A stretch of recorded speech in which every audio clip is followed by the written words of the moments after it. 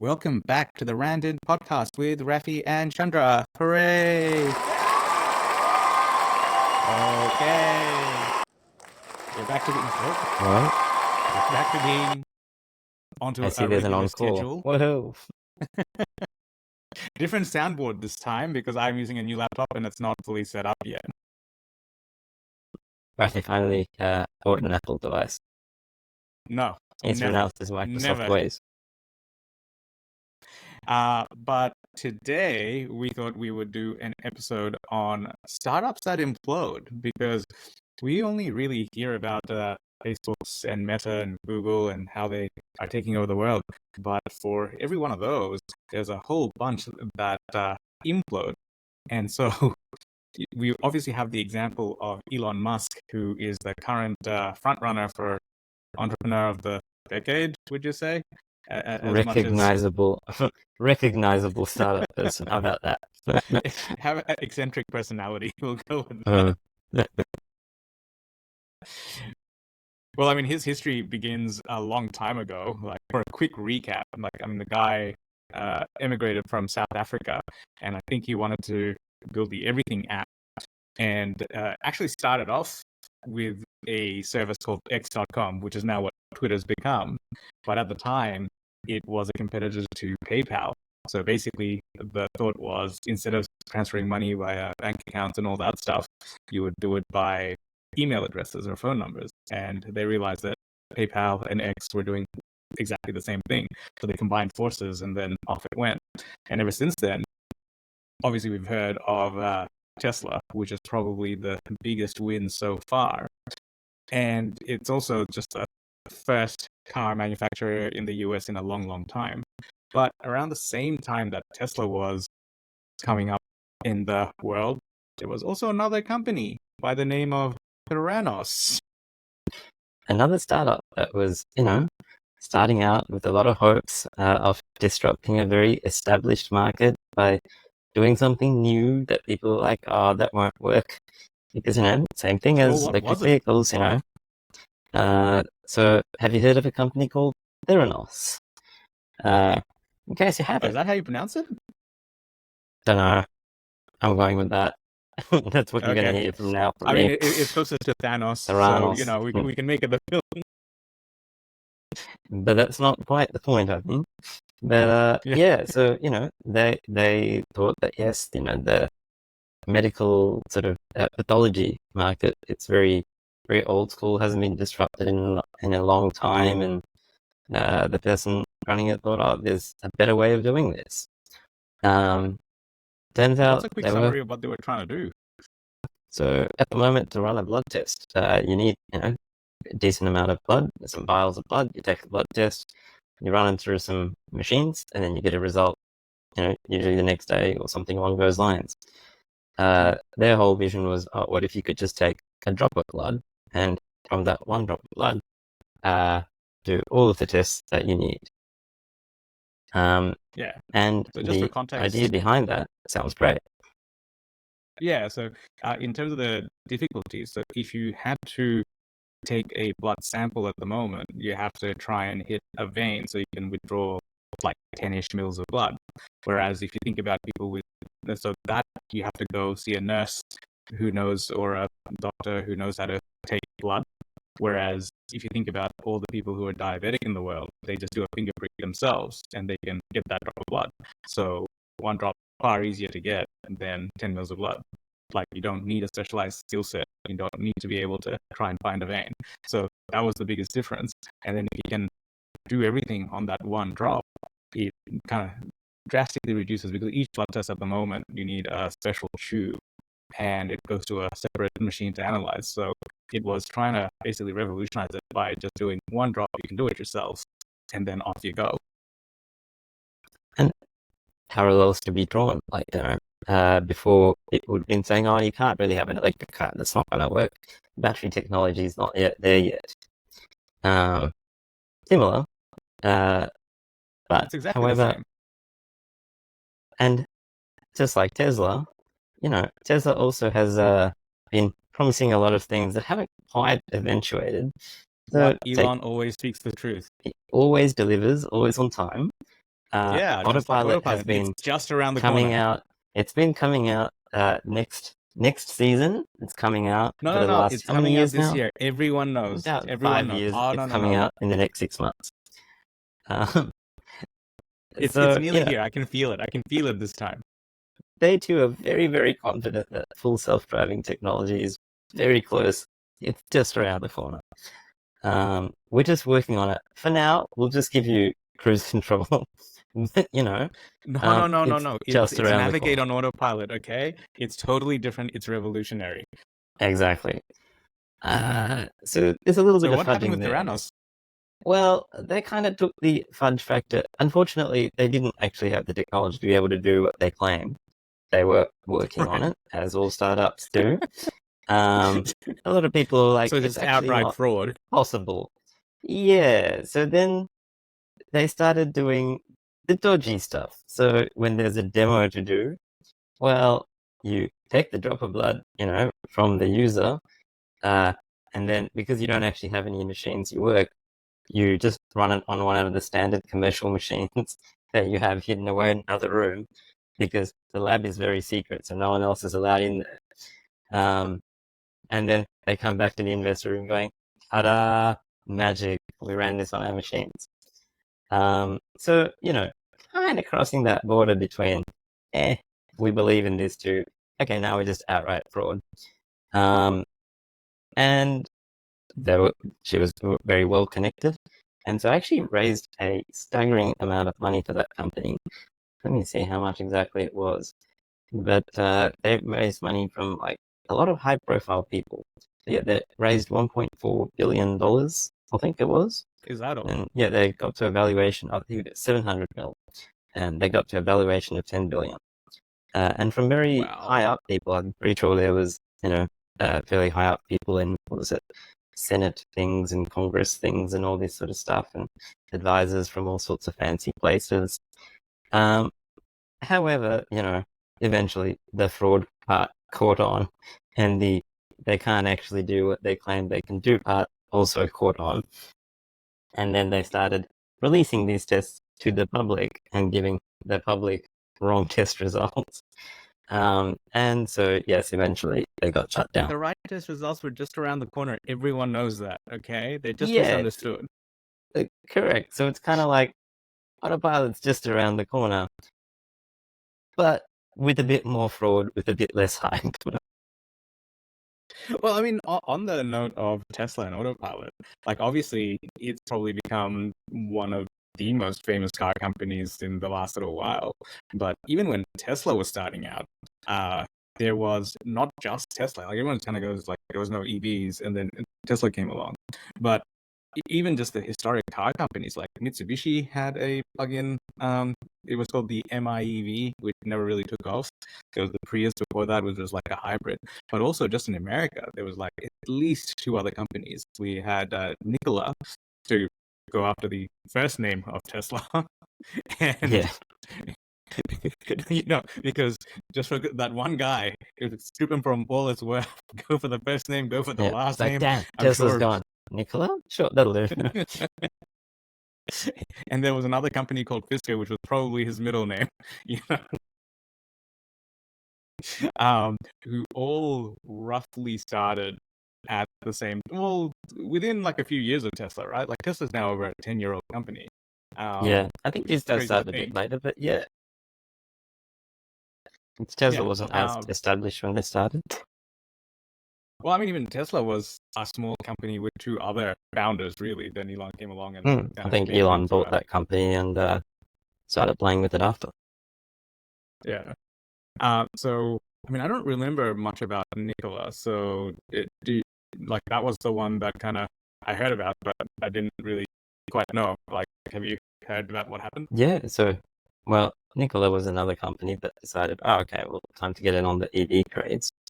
And so they were specifically tackling the truck market because, trucks are a huge cause of emissions and a very important infrastructure.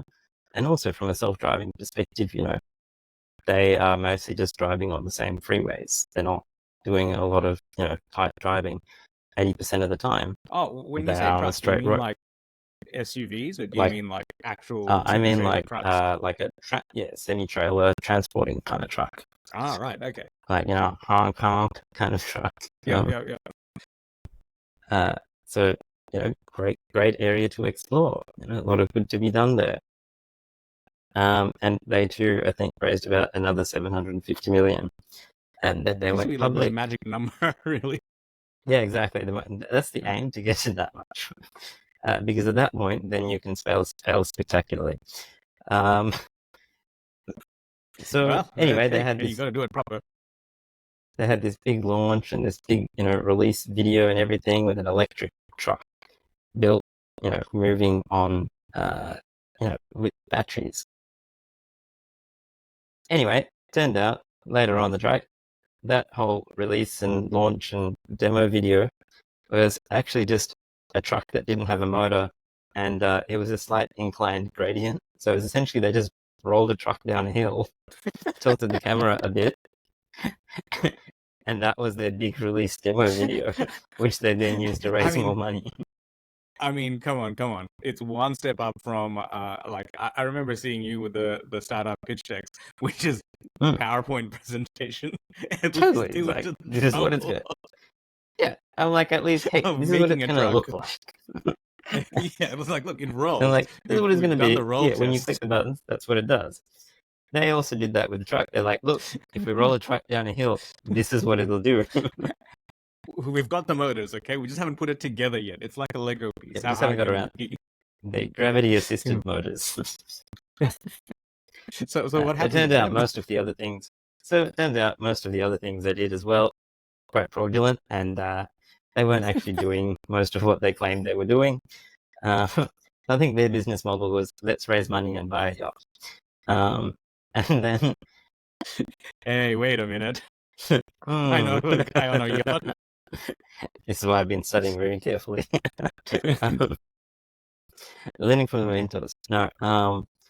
But then they also had, so most recently, they finally released some trucks and sold them, and then had to recall them all because turns out their seatbelt assemblies are all faulty. Then they slowly, one by one, the trucks started catching fire, so they had to recall them again. And the last I heard, it's still catching fire, and I think they've been delisted, and I think they've finally disappeared. Well, actually, I mean, literal, cash going up in smoke.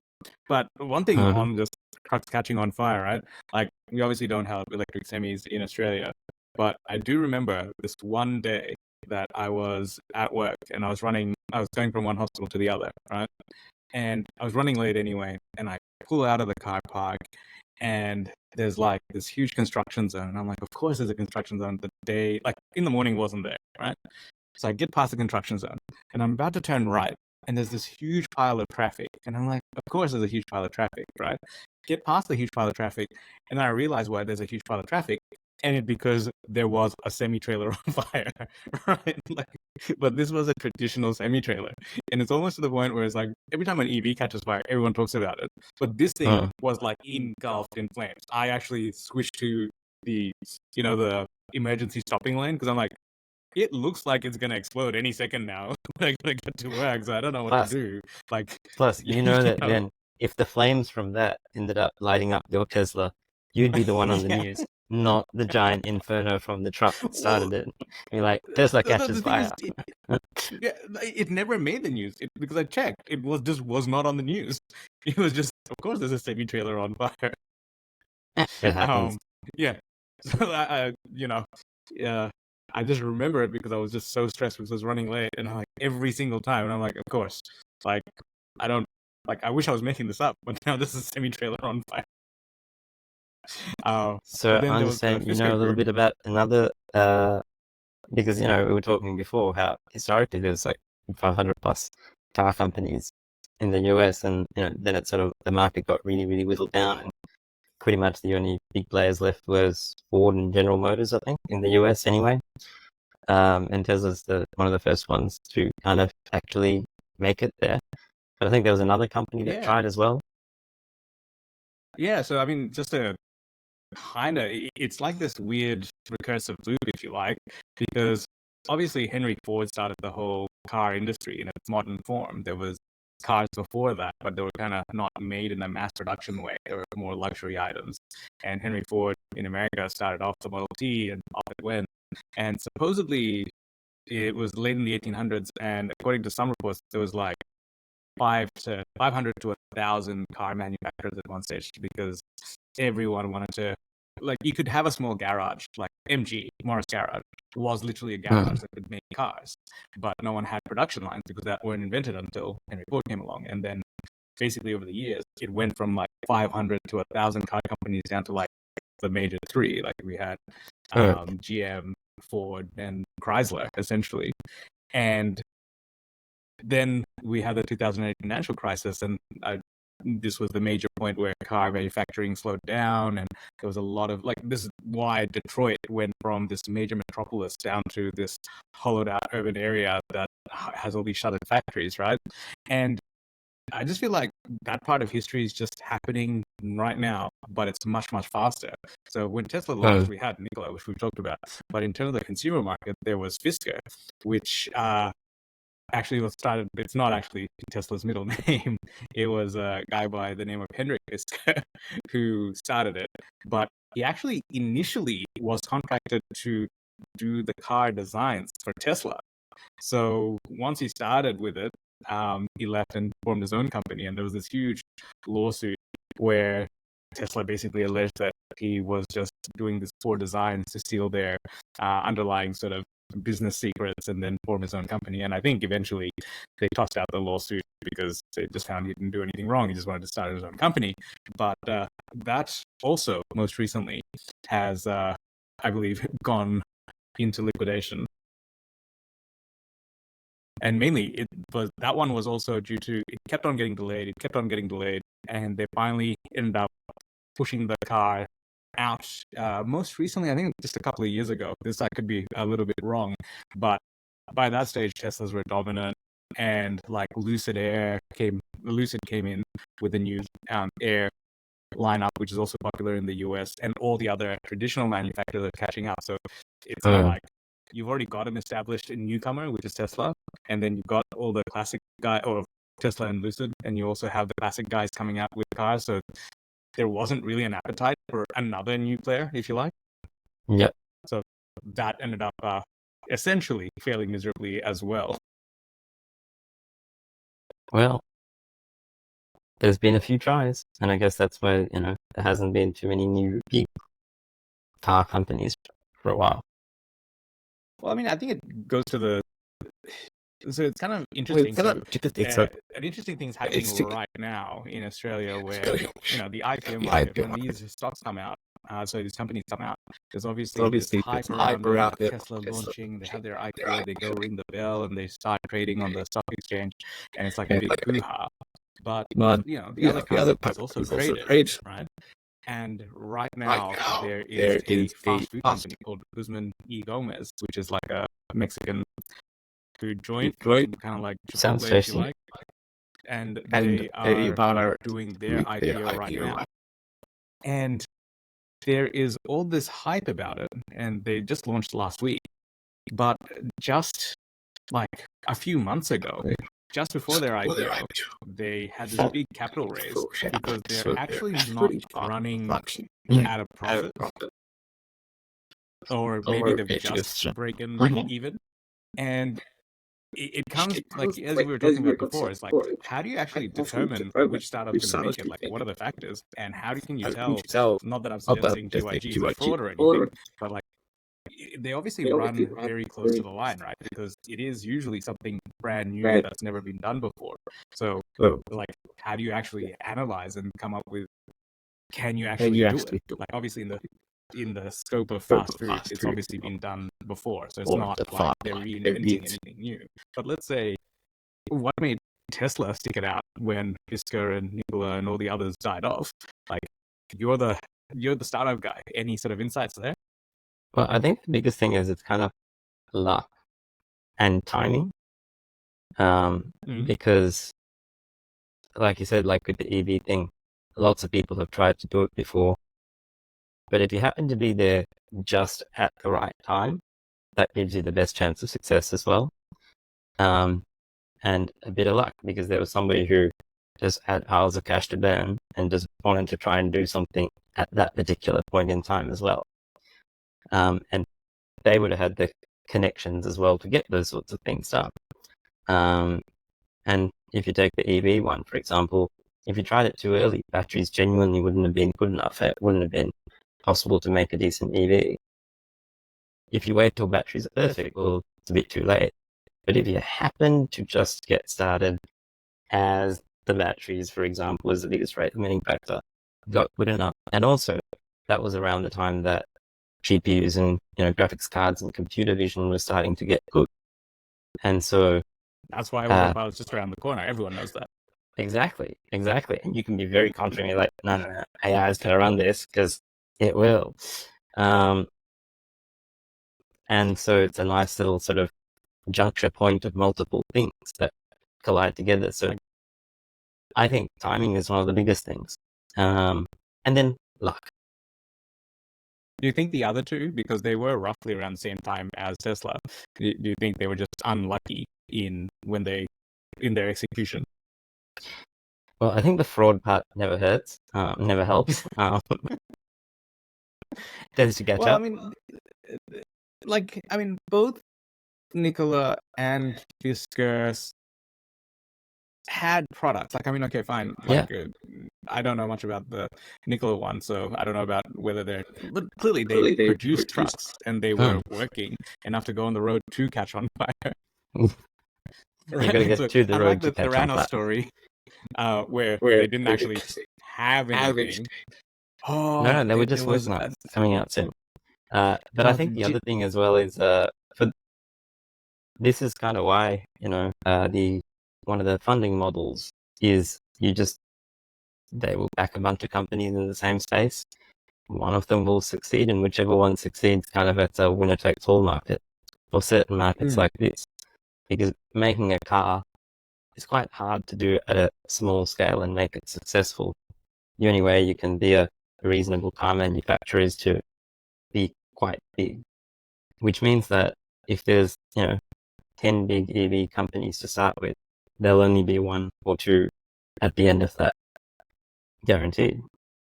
That's kind of like the other point, right? Like the Tesla story's been 10 plus years now, but all the reports, not that I didn't see it in the latest financials, but they're like, yes, we're just adjusting inventory, but allegedly the amount of unsold inventory is now so large that you can see it from the International Space Station. Like they've taken over essentially, imagine the rundown malls in the US that aren't that popular anymore.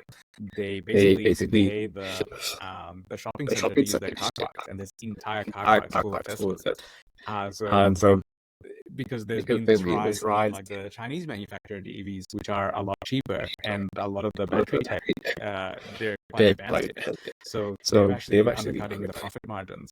So who knows? Like right now we're doing a podcast. Infinity Ford is still a winning story, but who knows if Tesla actually survives the second, MRAC car revolution. Yeah. I think it's like, all of them are open to implosion at some point. Well, I suppose that's the thing, right? Like businesses, just like any other, not that they're an actual living thing, but they are considered a legal entity, and like most entities, they have a life cycle. And I think just before like the civilization has a life cycle too. There's some pretty good ones through history. Yeah, I think there's too much end-stage capitalism these days. What is end-stage? Yeah, well, I mean, I think it came up in Tesla's last big show event as well. They were talking about end-stage capitalism as they released the Cybertruck. It's like, if you were facing an apocalypse, you'd want a Cybertruck. It's got apocalypse. Like, apocalypses are over, it's fine. Yeah. But any tips I suppose the interesting thing here would be in terms of watching out and being careful of the hype, it's like this really finely balanced sword, right? you kind of go on one side. For example, like the latest trend is obvious. Everything has AI, right? Even Apple's now on Ah, the AI bandwagon. yeah. But even Canva, which is like the Adobe style design software, they integrated AI. AI was everywhere, and they were one of the first to call, going, "Yep, look, AI is coming. It's here. It's integrated, but it's also kind of overhyped. It's not going to revolutionize everything all at once. Like it will change things. It is fundamental, but it's probably not the tidal wave that everyone expected." And like, I mean, just this script for this episode, we kind of used AI to summarize a lot of the points of looking up all these companies. So it is generally useful, but did it totally change how we do our thing? Not really. Like it does make things faster. So in one side, you have to pay attention to it, because had we not done that, it would have taken us twice or three times as long to do the thing. But at the same time, we're still sitting here recording a podcast, right? Like, it hasn't fundamentally changed the other dynamic, which it might do in the future. So you got to pay attention to the hype, but you also have to be slightly skeptical at the same time. And yeah, I suppose that's the balance that you have to try and find in order to figure out what's coming next. I think it's kind of like the people will see what's coming next based on what they're used to doing. And if it's something that, they can see, oh yeah, this has a very clear use for me specifically, but maybe not for other people. But you can sort of see how, oh, actually, this might help other people as well later if it did this. I think that's where you start to see some interesting things. Yeah. Alrighty. Did you want to cover any other companies, or shall we call that an episode? We should. Okay. All right. So that was a rough history of startups that implode, focusing more on the car companies. Is there any interesting ones that you've heard about that you'd like us to cover in the future?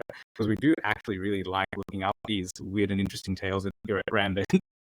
So if you have any, please do leave us a comment or leave us a message on the Spotify for Podcasters platform, which used to be called Anchor. So it's changed its name a couple of dozen times now. And Sounds if like you a are startup. listening to it, actually it was, right? Like it did get bought out by Spotify, which I think initially it bought something else out as well. So it's this congregation of the podcast sphere. Yeah, but do leave us a review wherever you're listening to this, and we will catch you in the next episode. Bye bye. Bye.